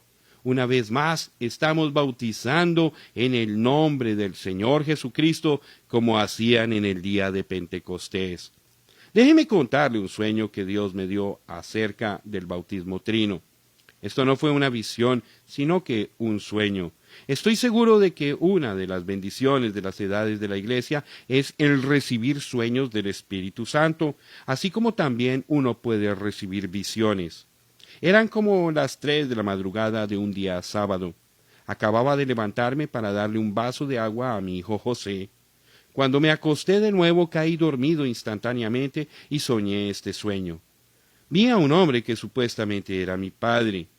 Él era un hombre muy grande y robusto. También vi a una mujer que supuestamente era mi mamá, pero no se parecía a mi mamá, así como el hombre tampoco se parecía a mi padre. Este hombre trataba a su mujer demasiado mal. Él tenía un garrote grande con 3 ángulos. Usted sabe cuando uno toma un palo y lo coloca así parado y le da con la hacha, se producen pedazos de leña que tienen 3 lados y 3 ángulos agudos. Así era. Él tomaba este garrote y le pegaba a la mujer, tumbándola al suelo. Mientras ella estaba en el suelo llorando, él daba vueltas a su derredor con un paso orgulloso y parecía que tomaba gran orgullo y satisfacción en poder golpear una mujercita. Cada vez que ella se atrevía a levantarse, él la golpeaba. A mí no me gustaba lo que él estaba haciendo, pero cuando consideré poner fin a la cosa pensé, yo no puedo ganarle, él es demasiado grande, además supuestamente es mi padre. Pero por dentro yo sabía que él no era mi padre y también sabía que ningún hombre tenía el derecho de tratar así a una mujer. Me acerqué y le agarré por el cuello y lo volteé y le dije, tú no tienes ningún derecho de golpearla. Cuando dije eso, mis músculos crecieron y yo parecía un gigante. Cuando el hombre vio mis músculos, me tuvo miedo. Le dije, si le pegas una vez más, tendrás que tratar conmigo. Él se detuvo antes de golpearla otra vez. Entonces el sueño se me pasó. Yo desperté inmediatamente después del sueño. Estaba pensando en lo raro del sueño y no me explicaba por qué había soñado de aquella mujer. Cuando de repente allí estaba él, reconocí la presencia de Dios y la interpretación del sueño vino de él. Ahora ustedes saben que no solamente he interpretado sus sueños exactamente, pero en muchísimas ocasiones les he contado sus sueños de manera que ni me tuvieron que relatar el sueño. La mujer representa a la iglesia del mundo hoy día. Yo nací en esta corrupción en la cual ella se encuentra. Supuestamente ella era alguna clase de madre, es la madre de las rameras. Su esposo es las denominaciones que la gobiernan. El pedazo de leña con los 3 ángulos agudos es el bautismo falso de la Trinidad. Cada vez que ella trataba de levantarse, mostrando que las congregaciones comenzaron a aceptar la verdad, él la tumbaba de nuevo con aquella doctrina falsa. Él era tan grande que al principio yo le tenía miedo, pero cuando por fin me enfrenté con él, descubrí que tenía músculos grandes y poderosos. Esos fueron músculos de fe. El resultado del sueño era que, siendo que Dios está conmigo y me puede dar tal fuerza, entonces yo me pondré al lado de ella en contra del poder denominacional del mundo y haré que él no la golpee más. Ahora, yo no estoy tratando de edificar una doctrina sobre un sueño, ni tampoco estoy tratando de vindicar alguna doctrina que creo que es verdad con un sueño. La singularidad de la deidad se encuentra desde Génesis 1:1 hasta Apocalipsis 22:21. Pero el pueblo ha sido cegado por el dogma de una Trinidad no contenida en la Biblia, y aquel dogma es tan universalmente aceptado que para tratar de ver a Dios como una sola persona es casi imposible. Si la gente no puede ver la verdad de la deidad, pero en vez la combate, nunca podrá ver lo demás de la verdad, porque la revelación es Jesucristo en su iglesia y sus obras en la iglesia durante las 7 edades. ¿Lo entienden bien? Ahora estoy seguro que lo entiende. Tienes poca fuerza, has guardado mi palabra y no has negado mi nombre. Ya hemos mencionado que la fuerza está volviendo. En verdad estaba volviendo. El poder de la Inquisición había disminuido. Las gentes habían dejado sus países nativos y estaban demandando la libertad de adoración. El yugo de la jerarquía estaba siendo quebrado. Los gobiernos estaban descubriendo que era mejor no tomar parte en guerras religiosas. Por cierto, gente con buenas intenciones, pero con dirección no tan buena, estaba dispuesto a guerrear para defender sus derechos religiosos. Puede ser que la demostración más grande de la fuerza religiosa de esta edad fue en el hecho de que aunque Francia cayó en revolución, el gran avivamiento de Wesley detuvo la revolución de la Gran Bretaña y la salvó para ser un instrumento en la mano de Dios por muchos años gloriosos. La predicación de la palabra nunca fue más tremenda. Mientras Satanás levantaba sus multitudes de pensadores libres, y mientras se levantaron los inventores del comunismo, y mientras los teólogos liberales difundieron su material tan sucio, Dios levantó poderosos guerreros de fe, y las obras más grandes de literatura cristiana, predicación y enseñanza salieron de esta edad. Sus predicadores y sus maestros nunca han sido y nunca serán comparados. Los hombres Spurgeon, Parker, Maclaren, Edwards, Bunyan, Mueller, Brainerd, Barnes, Bishop, todos vinieron de esta edad. Ellos predicaron, enseñaron y escribieron la palabra, glorificaron su nombre. El juicio del judío falso. He aquí yo entrego de la sinagoga de Satanás a los que se dicen ser judíos y no lo son, sino que mienten.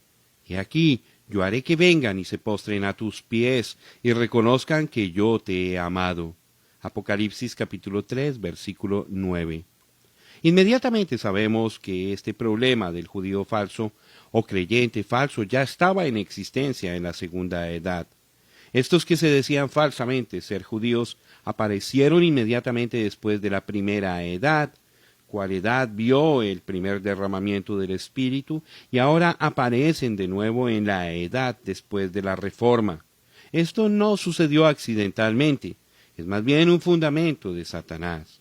Este fundamento es organizar y demandar originalidad y en eso tener derecho a ciertos derechos y privilegios. Deje mostrarle.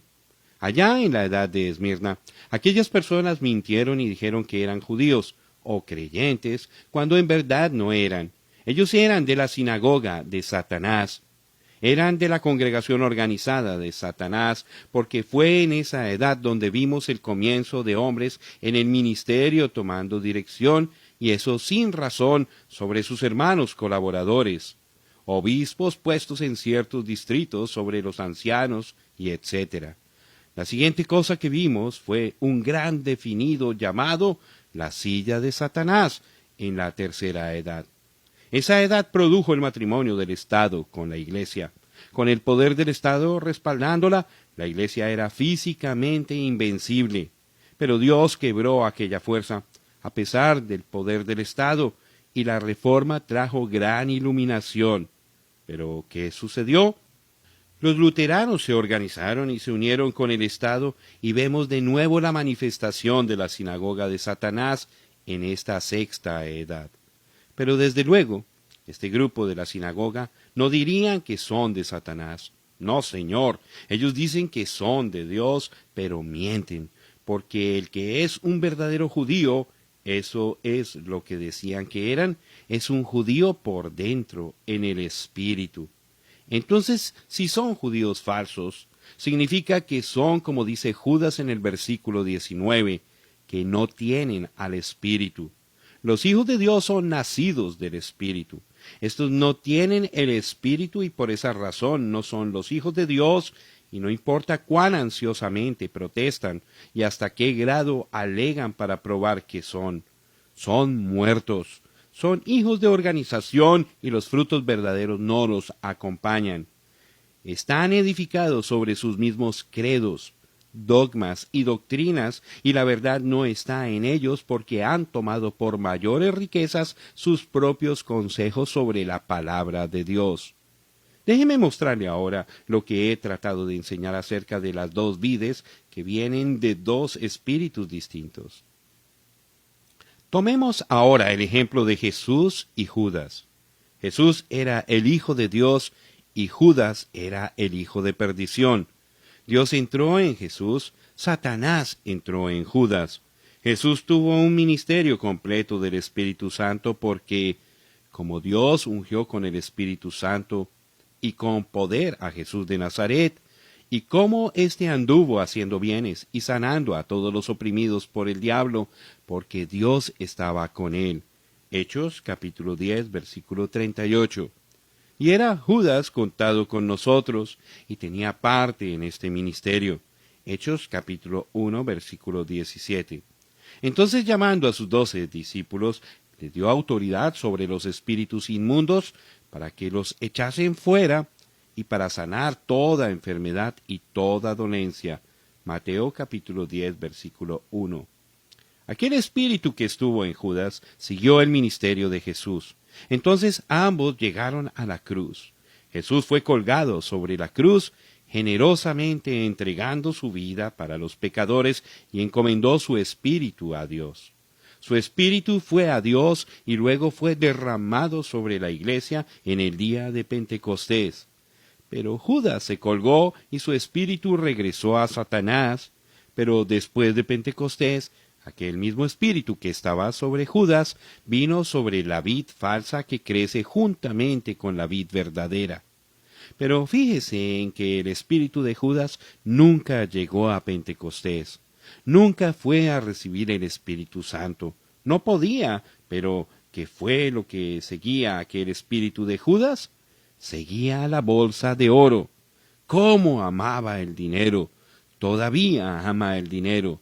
Si este espíritu sale en el nombre de Jesús, obrando muchas cosas poderosas y teniendo enormes campañas, todavía habla más de dinero, edificios, educación y todo lo que tiene un concepto material. Fíjese bien en aquel espíritu que está sobre ellos y no se ha engañado. Judas salió como uno de los 12 y también obró maravillas, pero él no tenía el Espíritu de Dios como algo propio. Sí tuvo un ministerio, pero nunca llegó a Pentecostés porque no era simiente verdadera. No era un verdadero hijo de Dios. No, Señor. Y así es ahora mismo en la sinagoga de Satanás. No sea usted engañado. Usted no será engañado si es uno de los escogidos. Jesús mismo dijo que usted no sería engañado. Sí, esta gente dice que es cristiana, pero no es. He aquí, yo haré que vengan y se postren a tus pies y reconozcan que yo te he amado. ¿O no sabéis que los santos han de juzgar al mundo? Primera de Corintios, capítulo 6, verso 2. No solamente habrá 12 apóstoles sobre 12 tronos juzgando las 12 tribus de Israel, pero los santos también juzgarán al mundo. Entonces es cuando todos estos que dicen que son de Dios y dicen que Dios los ama, hallarán exactamente quiénes son los hijos de Dios y quiénes son los amados del Hijo. Sí, aquel día se acerca cuando estas cosas serán hechas manifiestas. Estas personas que ahora están gobernando el mundo por medida, y quienes en la última edad edificarán una imagen a la bestia, por la cual en realidad regirán el mundo, algún día serán humillados cuando Jesús viene con sus santos para juzgar al mundo en justicia. Eso es exactamente lo que vimos en Mateo 25, cuando todos los que no salieron en la primera resurrección se presentarán ante el juez y su novia. El elogio y la promesa. Por cuanto has guardado la palabra de mi paciencia, yo también te guardaré de la hora de la prueba que ha de venir sobre el mundo entero, para probar a los que moran sobre la tierra. Apocalipsis capítulo 3, verso 10. ¿Qué quiere decir con la palabra de mi paciencia? Porque cuando Dios hizo la promesa a Abraham, no pudiendo jurar por otro mayor, juró por sí mismo, diciendo, de cierto te bendeciré con abundancia y te multiplicaré grandemente. Y habiendo esperado con paciencia, alcanzó la promesa. Hebreos capítulo 6, versículos 13 al 15. El Espíritu está hablando acerca de la palabra de Dios que nos es dada. Para esperar el cumplimiento de aquella palabra se requería paciencia, así como en el caso de Abraham. Él perseveró como viendo a aquel quien es invisible. Él fue paciente y luego por fin la palabra fue cumplida. Esta es la manera en que Dios enseña paciencia a su pueblo. Si Dios cumpliera su palabra en manifestaciones físicas en el mismo instante en que usted oraba, usted nunca aprendería paciencia, sino que llegaría a estar impaciente con la vida. Deje mostrarle esta verdad con más claridad. Por la fe, Abraham, cuando fue probado, ofreció a Isaac, y el que había recibido las promesas, la palabra de Dios, ofrecía a su unigénito. Hebreos capítulo 11, versículo 17. Allí está. Abraham fue probado después de que había recibido la palabra de promesa. Por la mayor parte, nosotros pensamos que en cuanto oramos en el nombre de Jesús sobre las buenas promesas de Dios, que entonces no puede haber pruebas. Pero aquí dice que Abraham fue probado después de que recibió la promesa. Eso es exactamente correcto según el salmista refiriéndose a José. Hasta la hora que se cumplió su palabra, el dicho de Jehová le probó. Salmo 105, versículo 19. Dios nos da promesas tremendas y preciosas. Él ha prometido cumplirlas y lo hará. Pero desde el tiempo que oramos hasta el tiempo que recibimos la respuesta, debemos aprender a tener paciencia en vuestras almas, porque solamente en paciencia poseemos vida. Oh, que Dios nos ayude a aprender esta lección, aun como sabemos que la gente de esta sexta edad aprendió paciencia. Leemos la historia de las vidas de estos cristianos tan ilustres. Qué gran contraste vemos entre sus vidas y las nuestras, porque ellos fueron tan pacientes y tranquilos, y hoy día por poco nos lleva la impaciencia y el apuro. Él continúa diciendo, porque has tomado mi palabra y la has vivido, y como resultado eres paciente, yo también te guardaré de la hora de la prueba que ha de venir sobre el mundo entero para probar a los que moran sobre la tierra. Aquí vemos nuevamente la traslapación de las dos edades, porque esta promesa tiene que ver con el fin de la época gentil, la cual culmina en la gran tribulación. Te guardaré de la hora de la prueba que ha de venir sobre el mundo entero, para probar a los que moran sobre la tierra. Este versículo no declara que la iglesia verdadera entrará y pasará por la tribulación. Si ese fuera el significado, entonces diría eso, pero dice más bien, te guardaré de la hora de la prueba.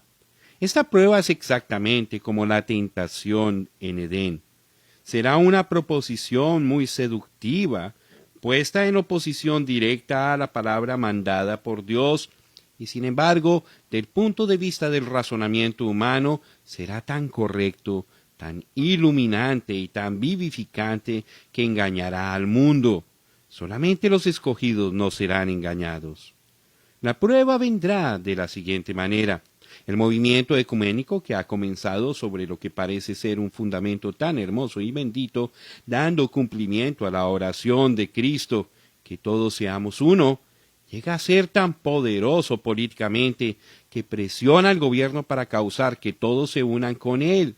Movimiento ecuménico, sino directamente entonces a través de adherencia a fundamentos establecidos como ley, para que así ninguna gente sea reconocida como una iglesia, sino bajo el dominio directo o indirecto de este concilio. Los grupos pequeños perderán sus títulos, privilegios, etc., hasta que pierden todos los derechos de terreno y derechos espirituales con la gente. Por ejemplo, ahora mismo uno no puede rentar un edificio para tener servicios religiosos en muchas ciudades, sino en la mayoría de ellas, si no tiene la aprobación de la asociación pastoral de dicha ciudad. Para llegar a ser capellán hoy día en el servicio militar y los hospitales, etc., casi es obligatorio ser reconocido como aceptable entre los grupos ecuménicos trinitarios. A medida de que esta apretura aumenta y aumentará, será más difícil resistirla, porque al resistirla uno pierde sus privilegios.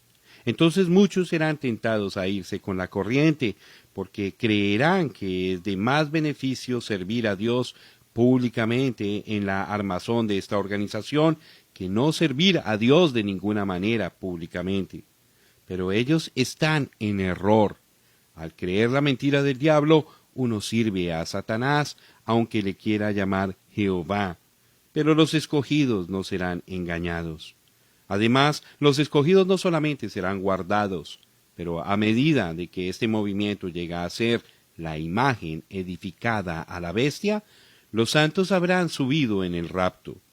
Y este pequeño movimiento tan atractivo y encantador que empezó en compañerismo en Éfeso, llegará a ser el monstruo de Satanás que corrompe y engaña al mundo entero, porque el sistema eclesiástico, la unión de la Iglesia Católica Romana y la Iglesia Protestante, controlará completamente las riquezas del sistema mundial y forzará a todos los habitantes de la tierra en su trampa religiosa, o los matará por medio de negarles el privilegio de vender y comprar, por lo cual ganarían su vivienda. Esto se llevará a cabo muy sencillamente, porque a las hijas de la ramera les falta muy poco para volver completamente a su madre. Entretanto, Roma ha adquirido casi todas las reservas de oro. Los judíos tienen todos los bonos y todos los papeles. En el tiempo oportuno la ramera destruirá el sistema monetario del día presente por medio de mandar llamar todo el papel y de mandar oro. Sin oro, el sistema cae.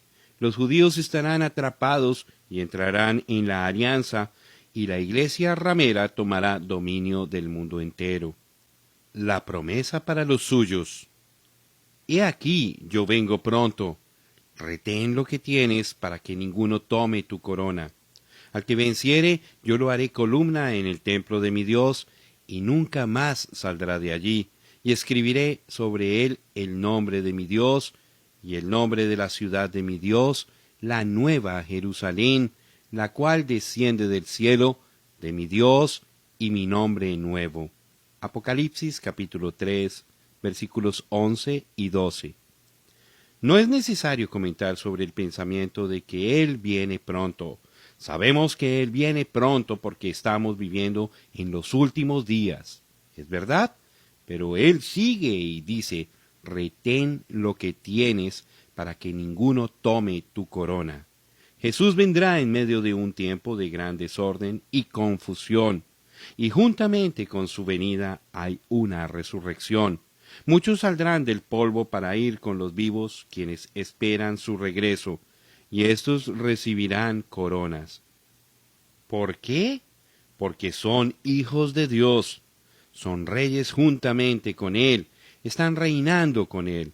Eso significa la corona, reinando y gobernando con el gran Rey. Esa es la promesa para todos los que sufren con Él aquí en la tierra, todos aquellos que perseveraron pacientemente, sabiendo que Dios, el juez justo, lo recompensaría. Todo aquel que renunció todo en favor de él y cometió todo a él, ellos se sentarán en su trono y compartirán de su glorioso reino. Oh, aquí tenemos una palabra necesaria para todos nosotros en este día. Retén, persevera, no te desanimes, vestidos con toda la armadura de Dios, usemos todas las armas que Él nos ha dado, usemos todos los dones que están a nuestro alcance y fijémonos al frente con gozo, porque vamos a ser coronados por aquel quien es Rey de Reyes y Señor de Señores. Ahora, Él no solamente está dando coronas, pero dice que estos en la novia serán hechos columnas en el templo de Dios. Pero, ¿qué es el templo de Dios? Jesús habla de su cuerpo siendo el templo. En verdad fue el templo de Dios, pero ahora que nosotros somos su cuerpo, la iglesia verdadera es el templo de Dios por medio del Espíritu Santo en nosotros. Ahora, Él va a colocar al vencedor como una columna en aquel templo. Pero, ¿qué es una columna? Una columna en realidad es parte de la fundación porque sostiene al edificio. Gloria a Dios. Esto coloca al vencedor juntamente con los apóstoles y los profetas porque la palabra dice, así que ya no sois extranjeros ni advenedizos, sino conciudadanos de los santos y miembros de la familia de Dios, edificados sobre el fundamento de los apóstoles y profetas, siendo la principal piedra del ángulo Jesucristo mismo. En él quien todo el edificio, bien coordinado, va creciendo para ser un templo santo en el Señor, en quien vosotros también sois juntamente edificados para morada de Dios en el Espíritu. Efesios capítulo 2, versículos 19 al 22. Sí, el versículo 22 dice que somos juntamente edificados con ellos. Todo pasó por la puerta, Jesús, y es parte de aquel cuerpo o templo.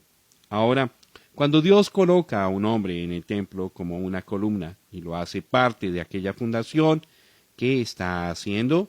Le está dando la revelación de la palabra y de sí mismo, porque eso es exactamente lo que tuvieron los apóstoles y los profetas. Mateo 16, 17. Allí está en la palabra, allí está firme, nadie lo puede sacar de aquel lugar. Medite en esta frase, el que venciere. Juan hace la pregunta, ¿quién es el que vence? Primera de Juan, capítulo 5, versículo 5. Y la respuesta es, todo aquel que cree que Jesús es el Cristo. Primera de Juan, capítulo 5, versículo 1. Él no dice el que vence es uno que cree en un Jesús y en un Cristo, sino que cree que Jesús es el Cristo, una sola persona, no dos. El que vence es aquel quien es bautizado en el nombre del Señor Jesucristo. Aquí Dios ha estado hablando de la novia. ¿Desea usted ver otro aspecto de ella? Y oí el número de los sellados, 144,000 sellados de todas las tribus de los hijos de Israel. De la tribu de Judá, 12,000 sellados. De la tribu de Rubén, 12,000 sellados. De la tribu de Gad, 12,000 sellados. De la tribu de Aser, 12,000 sellados. De la tribu de Neftalí, 12,000 sellados. De la tribu de Manasés, 12,000 sellados. De la tribu de Simeón, 12,000 sellados. De la tribu de Leví, 12,000 sellados. De la tribu de Isaacar, 12,000 sellados. De la tribu de Zabulón, 12,000 sellados. De la tribu de José, 12,000 sellados. De la tribu de Benjamín, 12,000 sellados.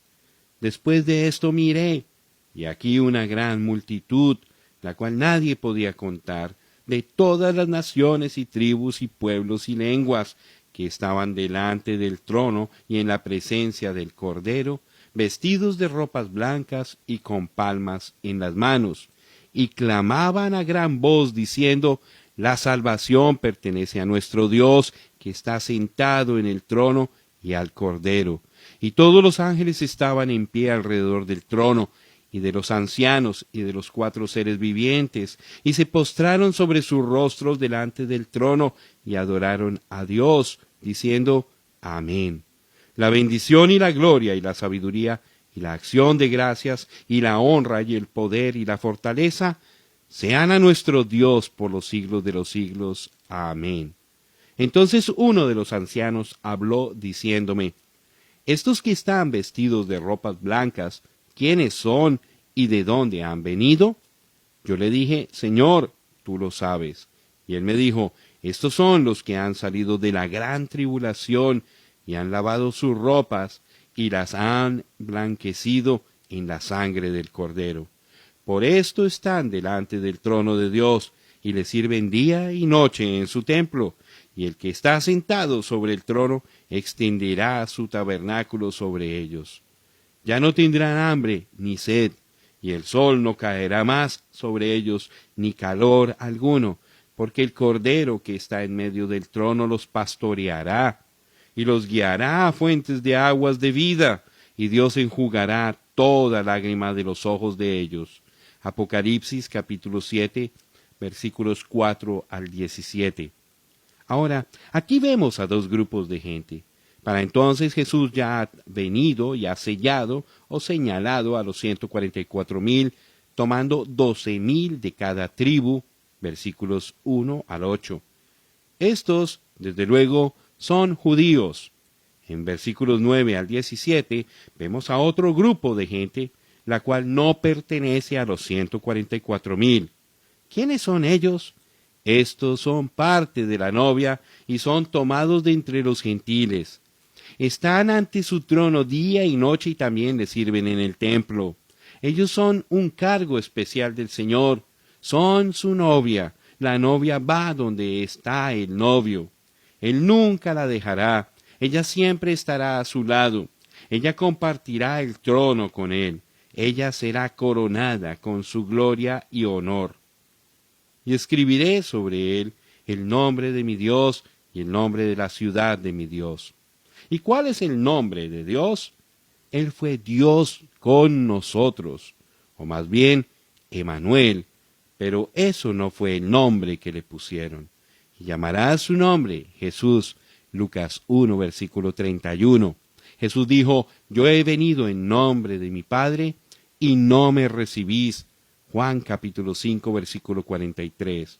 Por lo tanto, el nombre de Dios es Jesús, porque en ese nombre vino Él. Él es Señor Jesucristo. ¿Y qué nombre toma una mujer cuando se casa con el hombre? Ella toma su nombre. Será su nombre que es dado a la novia cuando Él la toma a sí mismo. Vi un cielo nuevo y una tierra nueva, porque el primer cielo y la primera tierra pasaron, y el mar ya no existía más. Y yo, Juan, vi la santa ciudad, la nueva Jerusalén, descender del cielo, de Dios, dispuesta como una esposa ataviada para su marido. Y oí una gran voz del cielo que decía, He aquí, el tabernáculo de Dios con los hombres, y Él morará con ellos, y ellos serán su pueblo, y Dios mismo estará con ellos como su Dios.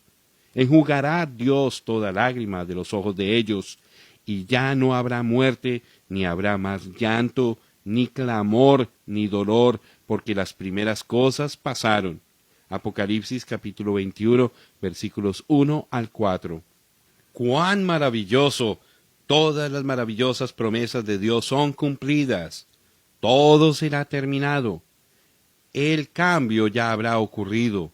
El Cordero y su esposa para siempre estarán acomodados en todas las perfecciones de Dios. Es imposible que alguien lo pueda describir, pero sí podemos pensar y soñar acerca de ello, y podemos leer acerca de ello en la palabra. Pero aún con estas cosas, solamente podemos conocer una parte infinitamente pequeña hasta que llegue el gran día de la primera resurrección, cuando todo esto llegue a ser una realidad. Y escribiré sobre él mi nombre nuevo. Mi nombre nuevo. Cuando todo llegue a ser nuevo, entonces él también tendrá un nombre nuevo, y ese nombre también será el nombre de la novia. lo que aquel nombre es, nadie se atreve a conjeturar.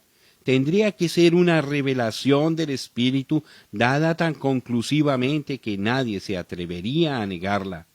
Pero sin duda, Él dejará aquella revelación para el día en que Él desee mostrar el nombre. Es suficiente conocer que este nombre será mucho más maravilloso de lo que nosotros jamás podríamos imaginar. El consejo final para la edad. El que tiene oído, oiga lo que el Espíritu dice a las iglesias. Apocalipsis capítulo 3, versículo 13. Cada edad termina con esta misma admonición. Es la súplica constante que las iglesias oigan la voz del Señor. En esta edad la súplica es aún más enfática que en las edades anteriores, porque en esta edad la venida del Señor en verdad se acerca. Es posible que haya la pregunta, si hubiera otra edad después de esta, entonces ¿por qué la urgencia? Aquí está la respuesta. La última edad será una edad muy corta, una obra rápida de consumación. Y además de esta verdad, uno siempre tiene que acordarse de que en los ojos de Dios el tiempo es tan transitorio. 1000 años son apenas un solo día. Y si Él está por venir dentro de unas cuantas horas, en su manera de ver el tiempo, entonces con razón nos tiene que precaver con toda urgencia y su voz tiene que sonar continuamente en nuestros corazones para prepararnos para aquella venida. Oh, hay tantas voces en el mundo, tantos problemas y necesidades clamando y suplicando atención, pero nunca habrá una voz tan importante y tan digna de atención como la voz del Espíritu. Así que, el que tiene oído, oiga lo que el Espíritu dice a las iglesias.